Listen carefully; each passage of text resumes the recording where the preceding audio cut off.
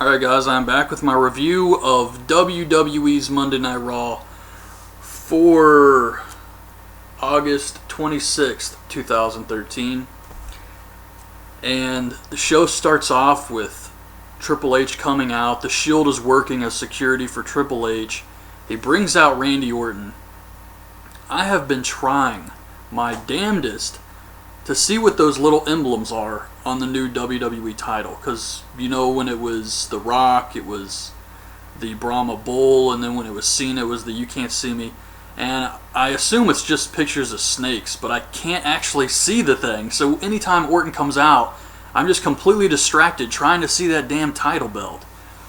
But he brings out Orton and he gives him a Cadillac Escalade, which I thought for sure Daniel Bryan was going to destroy, which may still happen later, I don't know.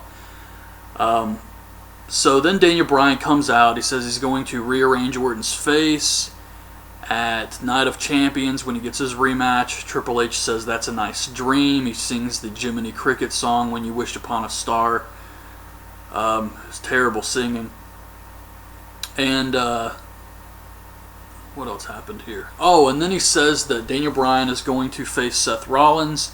If he can defeat him, it's going to be Ambrose and then Roman Reigns. So he's in a gauntlet match here tonight. But it was a pretty good segment. I like Daniel Bryan's part. He definitely got the crowd into it. At first, it didn't seem like everybody was into Daniel Bryan, but he definitely worked the crowd here, and I think people came around to him. But when Triple H first came out, people were cheering for him. And towards the end, after Daniel Bryan's promo, they were actually booing Triple H. So definitely got the point across here. It's Cody Rhodes versus Fandango with Damien Sandow on commentary. And I guess they're going to continue this Damien Sandow-Cody Rhodes feud. I don't really see the point in that unless Damien Sandow is supposed to finally beat Cody Rhodes, even though he's the heel, because Cody Rhodes has already beat him twice. So anyways, they have the match. Miz comes out dressed as Fandango. He's dancing with Rosa Mendez. Fandango gets distracted. Cody Rhodes rolls him up, gets the win. Sandow attacks Cody Rhodes. Miz attacks Fandango. They fight him off. And then Brad Maddox comes out. DJ Maestro Maddox. And he makes it a tag match. So they have the tag match. Fandango ends up leaving Sandow in the ring to fend for himself. Miz hits him with a skull-crushing finale for the win. And then Fandango says his name. It's Fandango. And Rosa Mendez is dancing to Fandango's music. I mean, shouldn't she be angry about this? But instead she's just dancing. Like, she could be for either side here. But I am glad they're finally doing something with The Miz. He's in a storyline with Fandango. And it may not be the best thing ever, but I'm just glad they're using The Miz, because this was starting to get sad. The fact that he wasn't doing shit for so long, and he was the host of SummerSlam. It was just kind of depressing. So at least they're doing something with him. And hopefully the Cody Rhodes-Sandow feud ends with Sandow finally beating Cody Rhodes, even though that makes no sense babyface heel-wise. But hopefully that's what happens here. Show another video for Los Matadores. I guess, what's-her-face, Rosa Mendez won't be a part of that group. Then we see Christian backstage, and Matthews asks him what he thinks about this Triple H regime, and he says, well, anytime somebody says anything bad, something happens to him around here. Orton comes up and says Christian's just mad that he lost at SummerSlam, still couldn't see what was on that damn title belt, and Christian calls him a tool. So Orton says we'll see him out there later. And then we get this backstage Paul Heyman Curtis Axel segment that was just freaking terrible. The fans get to choose the stipulation in CM Punk versus Curtis Axel tonight. You can have Heyman banned from ringside, Heyman as the special ref, or if Punk wins, he gets his hands on Paul Heyman. And they're really pushing for the if Punk wins, he gets his hands on Paul Heyman's stip, which you know is going to win. So Axel's telling Heyman not to worry about it, but this whole thing with Heyman and Axel was just freaking terrible. Alright, so we get Punk versus Axel, and the stipulation is that if Punk wins, he gets his hands on Paul Heyman. I didn't really care much for the match itself, and it's not Curtis Axel's fault. It's just that he's clearly filler for the dates Brock's not working. And it's hard to get into anything they're doing with Curtis Axel because of that. But Punk wins the match with the GTS, so he goes after Heyman. Heyman tries to leave, security brings him out. And he gets in the ring with Punk. Axel low blows Punk, handcuffs him, and I actually thought this was pretty good stuff. So Punk is handcuffed, and he still tries to fight him off. He kicks Axel in the head. He starts kicking Heyman. Heyman was just bitch slapping Punk in the face. And Axel hits Punk in the back with a chair, and then he brings in a kendo stick, and he lets Paul Heyman just cane the shit out of Punk. Axel holds him up, and Paul Heyman is just caning him in the chest, saying, "I fathered you," and all sorts of stuff. And they throw Punk into the announce table, and the doctor has to check on Punk, so Heyman and Axel leave. But I really like this. It does suck that Axel is really just filler, and I thought Brock Lesnar was going to come out and save Paul Heyman, but what they had to do, because obviously they didn't have access to Brock here, so they had to come up with something creative to do, and they went with the whole handcuffing Punk, having Heyman bitch slap him, beating him with the cane, and I thought what they came up with definitely worked here. I like this. This Total Divas match, or it was a Total Divas match. This was a clusterfuck of epic proportions. So JoJo's the ring announcer. It's Brie Bella with Nikki Bella and Eva Marie versus Natalya with the Funkadactyls. And it was very short, but it wasn't short enough to take out all the bad shit. There was still so much crap here. Brie Bella still botched a move. Natalya gets her in the sharpshooter, and Brie Bella's yelling for Nikki, and she runs over and just pulls her out of the ring. And the Funkadactyls run over to attack Eva Marie, and it looked like she just falls to the ground. This was so terrible. And while all of this is happening, Brie Bella hits a facebuster on Natalya for the win. This was just horrible shit. Alright, so I finally got to see the big AJ Lee pipe bomb everybody's been talking about, and she comes out and says that all the women out there are expendable, and they're from famous wrestling families, or they sucked up to the right people, but they really have no talent at all, and they're not good enough to be actresses, so they had to go to reality television. It was a really great promo. She says she gave her life to become champion, and she saved the Divas division for all of them. And she made a lot of great points here. I really liked the promo, but the worst thing about this was Brie Bella would not shut the fuck up. I hate it when you're arguing with someone and they won't shut up to hear the insults you're actually fucking saying to them. I mean, did she even hear what AJ was saying? Because she just kept talking. How can she listen when all she does is talk? So that was really annoying. And sometimes you just argue with people who are too stupid to realize what you're saying is the truth. They're just too wrapped up in their own shit. So I think they were just like, whatever. But yeah, it was definitely a worked shoot promo. It wasn't like AJ just came out there and said what she really felt. I mean, I'm sure she really does feel that to some extent, but it was clearly something the WWE set up. And the best part about this was at the end, JBL says, I agree, Crazy made some great points, and the King agrees with him, even though he's the baby face. But yeah, it was just, and it was also really annoying how AJ Lee was skipping off stage, and Eva Marie and the Bellas are skipping around each other. Like, who the fuck is Eva Marie? She's nothing. But yeah, I liked the promo a lot. I thought she really nailed everybody here, and yeah, she just made a lot of great points. And it's true. I mean, a lot of these girls are expendable. You get rid of them, you bring somebody else in. Just like Eva Marie, she's brought in, and she's gonna be gone soon, I'm sure. I've said since the beginning, I don't see Eva Marie sticking around. She doesn't seem like she cares about wrestling or wants to be a wrestler. She's just here to get famous, and as soon as that happens, or she thinks she's got enough connections to move on, that's what she's going to do. She's going to leave wrestling. But as far as the promo goes, yes, this made me an even bigger fan of AJ here. Alright, so it's RVD versus Alberto Del Rio.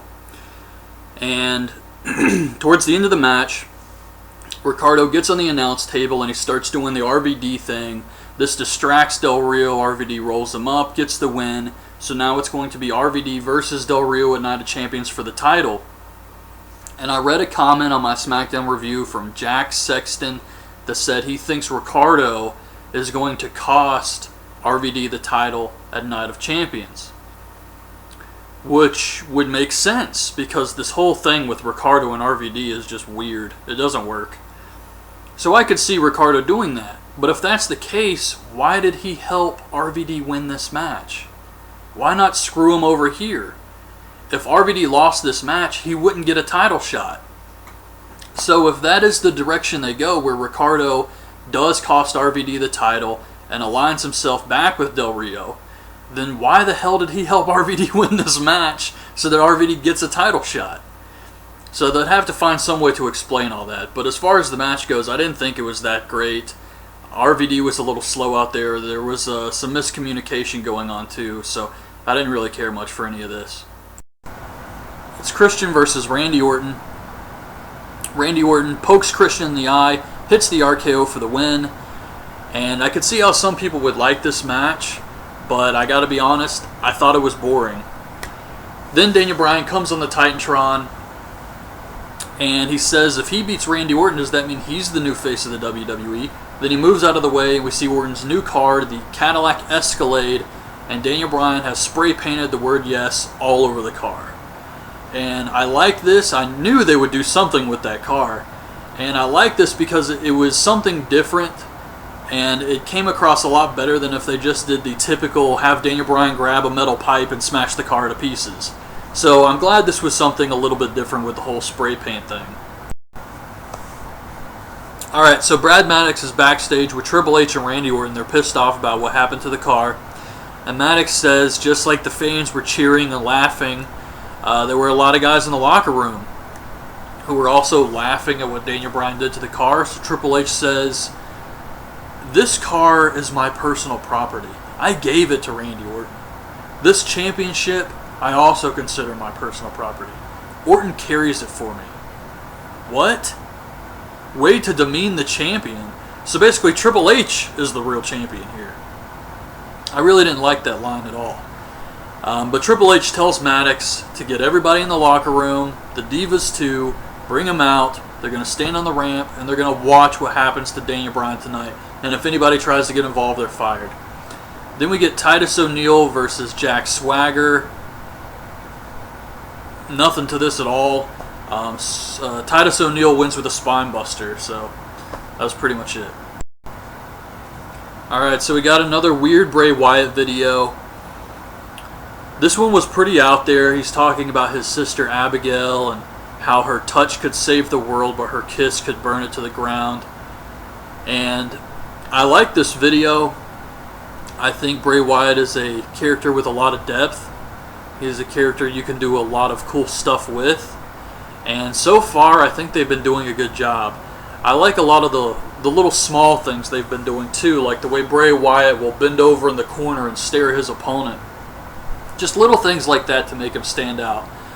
So I think they've been doing a good job with him so far, but I'm curious to see how you guys feel about this whole Bray Wyatt family, because there's a lot of stuff I could see people watching this and saying, what's he talking about? It's kind of lame. I'm not really feeling this character. So I'd just like to know what you guys think about this whole Bray Wyatt family thing, and maybe something they could do to improve it, or just how it's coming across so far, if you like the job they're doing. So CM Punk is refusing medical attention, and he goes up to Brad Maddox backstage, and he's like, my doctor can't help me, only you can help me. I want a match against Paul Heyman. So Maddox says at Night of Champions it's going to be you versus Curtis Axel and Paul Heyman in a handicap elimination match. And if Paul Heyman tries to back out, you'll never see him again. And Punk says, yeah, if Heyman tries to back out, you'll never see him again. But if Punk tries to back out, no one will see you again. What the fuck? What does that mean? Am I missing something here? What the... Like, even if... How would he have phrased that to make sense? Unless he meant to say, if Paul backs out, you'll never see... Fuck it. Alright, they're bringing all the superstars out to stand on the ramp.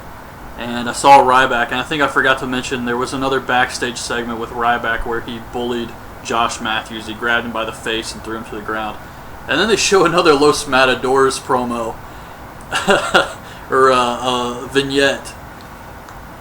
Am I the only one who thinks they look like Ninja Turtles with these things on their face? So Renee Young is on the ramp. She asked Big Show his thoughts about this and this gauntlet match that Daniel Bryan's in. And she asked Dolph Ziggler and she asked The Miz, and nobody talks. Nobody wants to say anything because of Triple H's Nazi regime, where he is threatened to fire anybody who speaks out or tries to help Daniel Bryan. So I like that. It was just weird that she was on the ramp asking them questions, but whatever. So Daniel Bryan is up against Seth Rollins first. He hits a German suplex off the top, and then Daniel Bryan starts to have like a seizure, and he hits the flying knee and eliminates Seth Rollins, but the camera cut away so you couldn't actually see the damn move. He immediately gets Ambrose in the no-lock, and Roman Reigns breaks it up, so this disqualifies Ambrose, and then Daniel Bryan gets Roman Reigns in the no-lock, and Ambrose breaks that up, so it disqualifies Roman Reigns. So they beat down Daniel Bryan. Fans are chanting Big Show, hoping to get him involved, but he can't. Everybody just has to stand there and watch. And Triple H comes out, and he signals to the Shield to powerbomb Daniel Bryan. So they powerbomb him, then Randy Orton comes out and hits the RKO on the defenseless Daniel Bryan. And he leaves, and all the superstars look away, and they can't believe what they've seen. But they have no choice or they'll be fired. And I thought this was really good stuff here. And one reason I know this is working is because I am pretty much never behind a babyface in WWE. I'm always behind the heels. This is one of the only times I can remember in recent wrestling that I have actually been behind the babyface of the company. And that says a lot to me as a fan. That they finally have somebody I like enough to where I want to see them succeed. Even when CM Punk turned babyface, I thought it was really, really cheesy, some of the stuff he was out there saying. I was behind Chris Jericho during the Jericho-Punk feud when Jericho was saying all this stuff about Punk's family and dumping the alcohol on him. I thought Jericho was really entertaining there. So I'm usually always behind the heels. And I really like the fact that I'm finally getting to be behind a babyface that actually is really talented and a great character. So anyways, I really like that. As far as the rest of Raw goes, it was an average show, I have to say. Nothing too spectacular here, especially match-wise. Even the gauntlet match wasn't that great. I like what they did storyline-wise. But the wrestling on the show wasn't the best at all. So anyways, that's my review of Raw this week. Hope you guys liked the video. Sorry this one's up late. Leave your thoughts on the show in the comments, and thanks for watching.